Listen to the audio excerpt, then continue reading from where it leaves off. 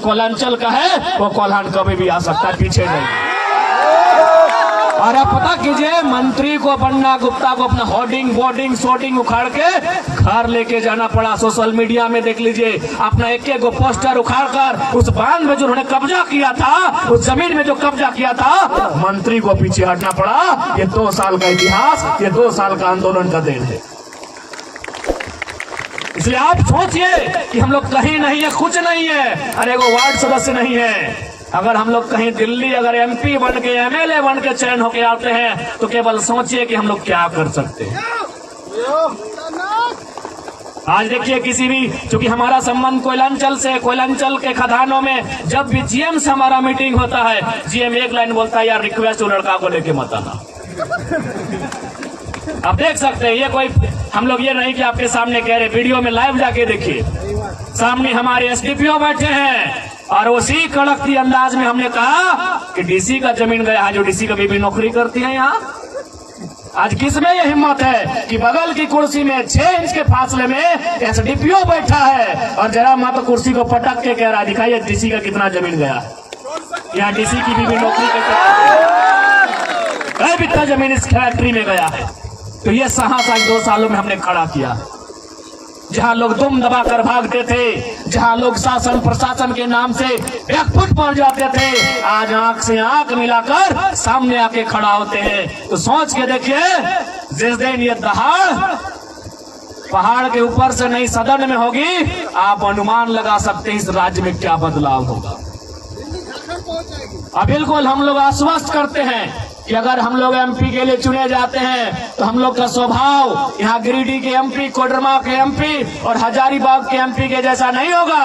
हमारा स्वभाव जमशेदपुर के पूर्व एमपी शहीद सुनील महतो के जैसा होगा। मैं आपको उस शख्स को याद दिलाना चाहूंगा, क्योंकि झारखंड के इतिहास में एक ही एमपी का मर्डर हुआ है, वो सुनील महतो का हुआ है। जब वे 7 दिन बाद कोयला मंत्री बनने वाले थे, उनका हमेशा टाटा से विस्थापन को लेकर पंगा होता था, हमेशा विस्थापित रैयतों की बात करते थे। इसलिए अगर हम आज, उनका परिवार जिंदा है, उनकी माँ जिंदा है, आज भी उस परिवार को एक टूसू मेला लगता है, उस मेला में जो पैसा बचता है उनके परिवार को दिया जाता है। सोच के देखिए कि मेंबर ऑफ पार्लियामेंट का परिवार कैसा है। और यही हमारे सीपीसी, यही हमारे जयंत सिन्हा, पता कीजिए उनका क्या स्थिति है। किसी के पास 10,000 करोड़, किसी के पास 50,000 करोड़। इसलिए एमपी ऐसा होना चाहिए जो आपके बीच का अगर है तो आपके बीच के जैसा होना चाहिए। और आप इस बात को लेकर आश्वस्त हो सकते हैं कि हम लोग अपने वचनों से नहीं मुकरेंगे। अगर मुकरने का रहता तो मैं आपको पूरे विश्वास के साथ कहता हूं, दोनों नेशनल पार्टियां हमारे संपर्क में हैं। और यही नहीं कि आप गिरिडीह से लड़िए, आपका जहां मूड करे, आप तो झारखंड के लीडर है, मन करे रांची से लड़िए, मन करे जमशेदपुर से लड़िए, बस बोल दीजिए कि आप हमारी पार्टी से लड़ रहे हैं। क्या उम्र है हमारी, 29 साल उम्र है हमारी, क्या प्रलोभन दे रहे हैं, सीधे दिल्ली का दे रहे हैं। अभी कौन दे रहे हैं? इंडिया और एनडीए गठबंधन वाले लोग दे रहे हैं। आज के डेट में अगर ये ऑफर किसी दंड युवा को आए तो दुम दबा कर भाग जाएगा, क्योंकि कोई भी जानता है कि अगर हम ढंग से खाली सिलेक्शन कर ले इंडिया और एनडीए का तो आराम से दिल्ली जा सकते हैं। और 1 सीट से नहीं, 2-3 सीटों से ऑफर है हमारा। लेकिन अगर आज हम लोग फिर उसी राजनीति को अनुसरण करते हैं तो झारखंड में जो इतने सालों बाद एक उम्मीद जगी है, ये उम्मीद कहीं ना कहीं फिर खड़ा नहीं हो पाएगा। इसलिए आज हम लोग झारखंड में एक ऐसा बदलाव करेंगे कि जो सदन में जाने वाला हो सड़क से उठा के किसी को भेज देंगे, वो बड़ी पार्टी को बदलेंगे। जो बड़ी पार्टी बन गई है, या तो नेता का बेटा नेता बनेगा या तो कोई सेठ परिवार का बेटा नेता बनेगा। आप झारखंड के पिछले 10 साल के आंकड़े को उठाइए, पिछले 10 साल में जितने नए लीडर बने, चलिए हम नाम ही गिनाते हैं। नेहा शिल्पी तिर्की बनी, अंबा प्रसाद बनी, और अगर 2-4 नाम आप जानते हैं तो गिनाइए। या तो अपने परिवार के कारण बने होंगे, हाँ, एक संजय सेठ बने, वो पैसे के कारण बने। जयंत सिन्हा बने, अपने बाप के नाम से बने। आप झारखंड के पिछले 10 साल का इतिहास हमको बताइए कि कोई लीडर ऐसा आया हो जो अपने टैलेंट के दम पर लीडर बना हो। हफीजुल हसन अपने बाप के नाम पे बने, एक भी लीडर का नाम बताइए। किसी कम्युनिटी का, किसी समाज का, किसी समुदाय का। बताइए, अगर पैसे वाला ही लीडर बनेगा, नेपोटिज्म वाला ही लीडर बनेगा, तो भारत एक डेमोक्रेटिक कंट्री क्यों बना भाई? क्यों बना एक लोकतांत्रिक देश? क्यों बना भारत एक प्रजातांत्रिक देश? क्यों ये संविधान की धाराएं, क्यों ये संविधान? इसलिए आज ये आंदोलन महज एक आंदोलन नहीं, कम से कम इस राज्य की जो विचारधारा है, इस राज्य की जो व्यवस्था है, इसको आज सीधा चुनौती देने का काम किया है। अगर आपको उतना तो छोड़िए, क्या है अपने तारीफ करे। आज दुनिया की सबसे नंबर 1 पार्टी, दुनिया की सबसे बड़ी पार्टी भारतीय जनता पार्टी को भी इस आंदोलन पर सोचने को मजबूर किए हैं। उसका उदाहरण, उसका 2 उदाहरण, जयप्रकाश भाई पटेल। आज कौन पूछते हैं इस शख्स को भाई? अमर बावरी, जिनको आज विपक्ष का नेता बनाया गया, कौन पूछता? अरे वो बंदा माने या ना माने, उसका जो IAPA ढकना लोग है, बोलते हैं जरम बाबू तोरे कारण आज झारखंडियन के बीजेपी में वैल्यू मिला हो। मैं यही देखिए ना, गोड्डा के सांसद गैर झारखंडी, जो हमारे गिरिडीह के पूर्व सांसद 5 बार गैर झारखंडी, हजारीबाग के सांसद गैर झारखंडी, चतरा के सांसद गैर झारखंडी, पलामू के सांसद गैर झारखंडी, रांची के सांसद गैर झारखंडी, और सारे के सारे बीजेपी से। तो कहीं ना कहीं अगर आज जेपी पटेल और अमर बावरी को अगर वहाँ कद और पद बढ़ा है, तो ये आंदोलन को आप इग्नोर नहीं कर सकते। और उतना तो छोड़िए, आपके आंदोलन को नीतीश कुमार भी देख रहे हैं, इसीलिए खीरू महतो उठा के राज्यसभा ले गए। खीरू महतो अपनी राजनीति के अंतिम कार्यकाल में थे, लेकिन उस शख्स को नीतीश कुमार भी उठा के बिहार राज्यसभा ले गए। कहे अब देखा कि भाई ये आंदोलन जोरदार चल रहा है, आंदोलन का नेतृत्व करने वाला जिस समुदाय से है, उसी समुदाय को लेके गए। नीतीश कुमार और किसी को ले जा सकते थे। इस आंदोलन का सब लोग वाच कर रहे हैं, सेंट्रल पार्टियां वाच कर रही है, पड़ोसी राज्य के लोग वाच कर रहे हैं। उतना तो थोड़ी, हमारे इंस्टाग्राम में अभी भी मैसेज है, कोई फेंका फेंकी बात नहीं। छत्तीसगढ़ के एक विधायक के साथी ने हमें धन्यवाद दिया कि 6 महीना से विधायक जी ने आपका वीडियो देखा, MLA बन गए हैं। वो झारखंड में शायद कहीं डिफेंस की नौकरी करते थे, अब कहाँ करते थे हमको उतना नहीं मालूम, हमने उतना जानकारी भी नहीं लिया।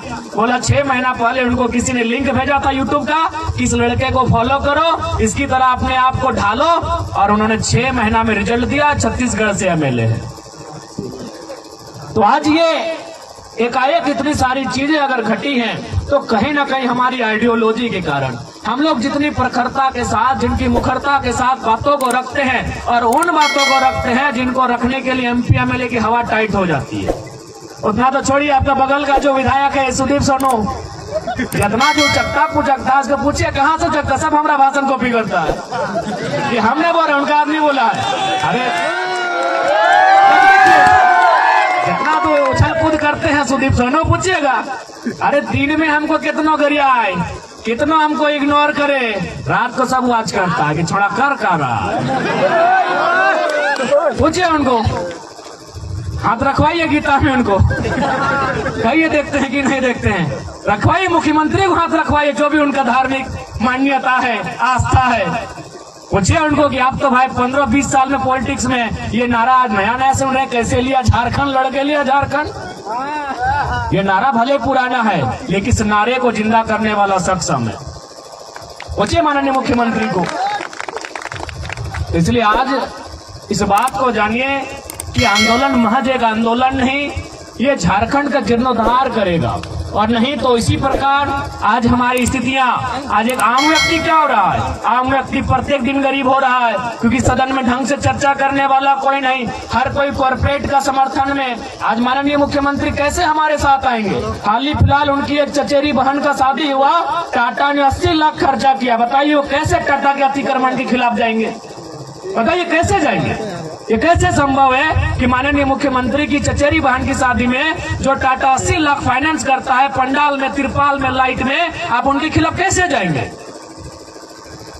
इसलिए आज ये समस्याएं जो हमारे पास आकर खड़ी है, इसका समाधान पहला लक्षण पॉलिटिक्स से ही होगा। आज जो लंबी लंबी सड़कें आती हैं, कोई सदन में चर्चा करने के वाला नहीं बैठा है जो हमारी जमीनों पर, हमारी नौकरियों पर, हमारे उद्योगों पर, हमारी नीतियों पर चर्चा कर सके।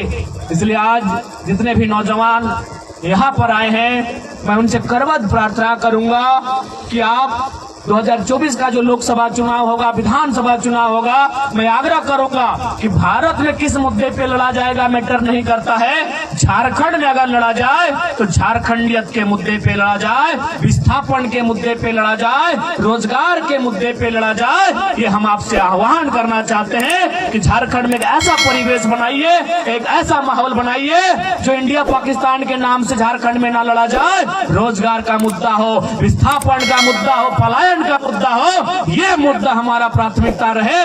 एक ऐसा माहौल क्रिएट कीजिए, पर नहीं तो फिर हम वोट दे लेंगे और हमारी 12 लाख की आबादी कहाँ। कोरोना काल में आपने देखा, वो तो रजिस्टर्ड हुआ था 12 लाख, अनरजिस्टर्ड कितना होंगे? 20 लाख आबादी हमारी बाहरों में भटक रही है। कहे भाई 40% खनिज संपदा, 50 से 60 हजार हमारे पास रजिस्टर्ड छोटी से बड़ी कंपनियां। अगर एक एक कंपनियों में विधायक अगर चंदा ना ले, मैं आपको क्लियर बताता हूं, क्योंकि हमारे पास भी ऑफर आता है कि अब काहे हमको परेशान करते हैं, मेरा फैक्ट्री में ताला लगा रहे हैं, बोलिए क्या चाहिए। अगर एक एक फैक्ट्रियों में, कंपनियों में केवल विधायक और सांसद चंदा ना ले तो वहां अभी 8% मैं दावा के साथ कहता हूं 100 को रोजगार सृजन होगा। अभी आज के तारीख से बस खाली बोल दे कि विधायक और सांसद चंदा नहीं लेंगे, अभी 100 को रोजगार सृजन होगा। अब मान के चलिए झारखंड में गूगल कीजिए कितनी कंपनियां हैं, नहीं करने से भी कुल मिलाकर तो खैर 50,000 के आर पार है, लेकिन ढंग की मुझे लगता है 30,000 कंपनियां झारखंड में है। अगर आज के डेट में हमारे एमपी एमएलए चंदा का धंधा छोड़ दें तो 30,000 गुना 100 कीजिए, यानी 30,000 में अगर 2 जीरो डालेंगे तो कितना होगा आप सोच लीजिए, सीधे 30 लाख का आंकड़ा होगा, सीधे 30 लाख का आंकड़ा होगा। ये मजाक का विषय नहीं है। मैंने बार बार कहा, नेताओं की नियति साफ होनी चाहिए। उनका नियत जिस दिन साफ होगा, झारखंड में रोजगार का कोई कमी नहीं है। आज कोई भी, क्योंकि हम लोग धनबाद बोकारो से आते हैं, कोई भी नया माइंस आता है तो विधायक जी को 5 लाख का महीना, सांसद जी थोड़ा सा पावरफुल है उनको 10 लाख का चंदा, 2-4 को लठेठ है उनको 1.5 लाख, 2 लाख 50 हजार का चंदा। ये चंदा का धंधा अगर ये नेता लोग बंद कर देंगे तो हर एक कंपनियों में, हर एक फैक्ट्रियों में जो रोजगार मिल रहा है उसको छोड़कर एक्स्ट्रा 100 रोजगार पैदा होगा। मुझे लगता है वो 30 लाख बहुत बड़ी राशि, बहुत बड़ी संख्या होती है, ये कोई मायने नहीं है। इसलिए आज सोच के देखिए कि हम लोग जा कहाँ रहे हैं। आज किनके हाथों में हम लोगों ने नेतृत्व दिया है, जिन लोगों के हाथों में हमने नेतृत्व दिया है, आज वे लोग हमारी क्या दुर्दशा कर रहे हैं। इसलिए उस दुर्दशा से लड़ने के लिए, आज इस झारखंड की उन्नति के लिए, इस झारखंड को एक अग्रणी राज्य बनाने के लिए आज युवाओं को आगे आने की आवश्यकता है। अगर आज हम आगे नहीं आते हैं तो याद रखिएगा, एक दिन हमारे पास शायद कुछ ना बचे। आज देख सकते हैं पहाड़ों पर कब्जा, आज नदियों पर कब्जा, आज कहां तक नहीं कब्जा पहुंचा। आज बहुत सारे लोग ये कहते हैं कि नहीं आप झारखंड और गैर झारखंडी को बांटने का काम कर रहे हैं, बिल्कुल गलत बात है। भारत देश के जितने भी राज्य अलग हुए हैं, अपनी आइडेंटिटी को लेकर अलग हुए हैं, चाहे तमिलनाडु से आंध्र प्रदेश का अलग होना, या फिर बॉम्बे का 2 टुकड़ों में महाराष्ट्र और गुजरात बनना, या फिर पंजाब और हरियाणा का बनना, या मध्य प्रदेश से छत्तीसगढ़ बनना, कहीं ना कहीं उसी कड़ी का हिस्सा था। जब वो सारे राज्य उसी कड़ी का हिस्सा थे, तो जब हम बिहार से राज्य अलग झारखंड बने तो उसी कड़ी का हिस्सा क्यों नहीं। आज जो लोग ये बात कहते हैं कि आप झारखंड और गैर झारखंडी करते हैं, उनसे पूछिए। अभी हाल ही फिलहाल में तेलंगाना अलग हुआ है 2004 में, उनसे 2014 में, उनसे जाके पूछिए। बकायदा हम गए भी थे, हमने वहाँ के पढ़े लिखे लोगों से चर्चा किया, डॉक्टर जो लोग हैं उनसे चर्चा किया कि भाई आप कहाँ से। उन्होंने कहा हम आंध्र प्रदेश से हैं। तो हम बोले आप यहाँ जॉब कर रहे हैं? बोले हाँ ये प्राइवेट सेक्टर है। हम बोले अगर ये सरकारी होता तो? बोला सरकारी होता तो तेलंगाना काहे बना है, आंध्र प्रदेश के लोग तेलंगाना में क्या काम। तो ठीक उसी प्रकार अगर हम छाती ठोक के कहें कि जब बिहार से झारखंड अलग हो गया है तो सरकारी सेक्टर में बिहार के लोगों का क्या काम, यूपी के लोगों का क्या काम, क्या गलत है भाई? कहने में कौन सा डर, कौन सा झारखंडी गैर झारखंडी काहे राज्य अलग बना है बताइए, काहे राज्य अलग बना है। अभी हाल फिलहाल आप पेपर में देखे होंगे कि हमारी गांव की जो पीसीसी सड़क, उसमें भी 90% ठेकेदार यूपी बिहार के। तो झारखंड राज्य काहे बना है? झालमुड़ी बेचने के लिए? झारखंड राज्य चिनिया बादाम बेचने के लिए बना है? बताइए। कोई गलत नहीं है। जिनको बुरा लगता है लगे, हम अपने स्टैंड में कायम हैं। हमारा स्टेटमेंट कभी नहीं बदलेगा। जिनको पेट में दर्द हो होने दीजिए। हमारे लोगों को बिहार में जिस प्रकार से नौकरियां मिलती हैं, उसी प्रकार से बिहार यूपी के लोगों को झारखंड में मिले 10% में, प्राइवेट सेक्टर मिले 25% में। लेकिन आप देखिए, जितना भी आउटसोर्सिंग, जितने भी कॉन्ट्रैक्टर, जितने बड़े बिल्डर, जितने बड़े ठेकेदार, सब तो गैर झारखंडी है। तो बच्चा भाई, हम लोग क्या करें? चिनिया बादाम बेचे खंडोली में, बादाम कच्चा बादाम, क्या करें बताइए? इसलिए ये लड़ाई हमारी कहीं गलत नहीं है मेरे साथियों। जो आपको भरम में लाए, उनको एक लाइन पूछेगा कि भारत के संविधान को आप पढ़िए। अगर आप में इतनी कुव्वत है, आप में अगर इतनी साहस है, तो जाके भारत के संविधान में लिखवा दीजिए इंडिया इज ए कंट्री। हम कभी विवाद ही नहीं करेंगे। अगर किसी की हैसियत है भारत देश में, लिखवाए इंडिया इज ए कंट्री। कभी नहीं हो पाएगा। India is a country of states. आप स्टेट को नजरअंदाज नहीं कर सकते हैं। आप स्टेट की आइडेंटिटी को नजरअंदाज नहीं कर सकते हैं। अरे उतना तो छोड़िए, अभी हिंदी हिंदुस्तान की बात होती है ना भाई, आप हिंदी को ही पूरे भारत की भाषा बनाई, हम मानेंगे। तमिल वाले कभी नहीं स्वीकार करेंगे। काहे स्वीकार करेंगे? उनका अपना तर्क है कि तमिल भाषा हिंदी से प्राचीन भाषा है कि नहीं? ये भारत की यही खूबसूरती है कि विविधताओं में एकता। सभी की विविधताएं हैं, उनको संभाल के समेट के रखिए। लेकिन आप किसी आइडेंटिटी के नाम पर किसी एक को डैमेज करेंगे, ये कोई स्वीकार नहीं करेगा। जब गुजरात की आइडेंटिटी है, अभी हाल फिलहाल हमारे एक साथी का गुजरात में सिलेक्शन हुआ था, इंटरव्यू गुजराती लिटर में पटक दिया। जो न पढ़ेगा ना इंटरव्यू में जाएगा, ना वो पढ़ेगा ना इंटरव्यू में जाएगा।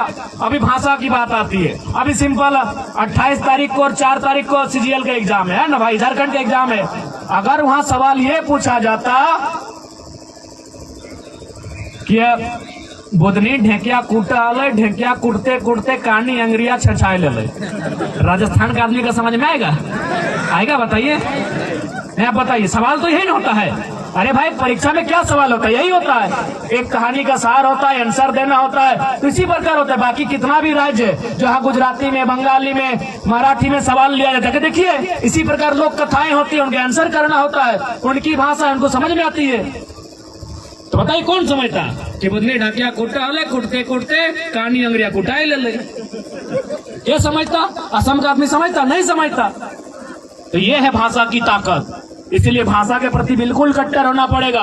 हम सम्मान सभी भाषा का करते हैं, लेकिन भैया कानूनी मान्यता उन्हीं भाषाओं को मिलेगी। नहीं होता झारखंड में जिला वाइज दीजिए, बुद्धिजीवियों की बैठक बुलाइए, लेकिन आप झारखंड की आइडेंटिटी को इस प्रकार तौहीन नहीं कर सकते हैं। यदि आज झारखंड की आइडेंटिटी तौहीन हुई और अगर हम चुप बैठे, आज तो 20 लाख लोग बाहर हैं, कल वो कहीं 40 लाख की संख्या ना पार करें। और आप जाके देखिए, आपके कोयला के खदानों में, आपकी इन 50,000 फैक्ट्रियों में कहाँ के लोग हैं? उतना तो छोड़िए, आप जो बड़े बड़े विश्वविद्यालय वहां जाके देखिए। अच्छा एक बात बताइए, यहाँ बाहरी बिक्री की बात होती है, क्या हमने गिरिडीह के डीसी को कभी कहा कि डीसी गो बैक? नहीं कहा, क्योंकि भाई ये सेंट्रल वैकेंसी है, ये फर्स्ट ग्रेड की वैकेंसी है। क्या हमने कहा? या फिर विनोद भाई में जो प्रोफेसर हैं उनको कहा कि अरे आप तो सब मैक्सिमम यूपी बिहार के, चले जाइए? कहा? नहीं कहा, क्योंकि वो नेट जेआरएफ वाले हैं, सेंट्रल वैकेंसी है। अब यदि कोई टीजीटी की नौकरी में आएगा, कोई चपरासी बन के आएगा, कोई दरोगा बन के आएगा, तो विरोध करे कि नहीं करे? बताइए। क्या भाई हमने बताइए कब डीसी का विरोध किया? बताइए हमने यूनिवर्सिटी के प्रोफेसर का कब विरोध किया? अब डीजीटी में भी आप लोग आएंगे, पीजीटी में भी आप लोग आएंगे, तो हम लोग घास छिलते हैं? नहीं, वही आपको हम लोग घास छिलते हैं। अब चपरासी में भी आप आइएगा, जमादार में भी आप आइएगा, हवलदार में भी आप आइएगा, तो हम लोग क्या करेंगे? घंटी बजाएंगे। इसलिए बिल्कुल भ्रम में मत पड़िए। जाइए, अगर आपको जानना है तो हर स्टेट में घूम के आइए। सबके रिश्तेदार रहते होंगे, कर्नाटक में रहते हैं, महाराष्ट्र में रहते हैं, पूछिए क्या कंडीशन है? पूछिए भाई, गुजरात में रहते हैं, पूछिए क्या कंडीशन है? यानी इनको दर्द होता है केवल झारखंड से, कि झारखंडी कुछ ना मांगे। कहे ना 40% कोयला, 40% खड़ी संपदा, कोयला, अवरक, ढेका पत्थर सब यहाँ है, यही इनको दर्द होता है।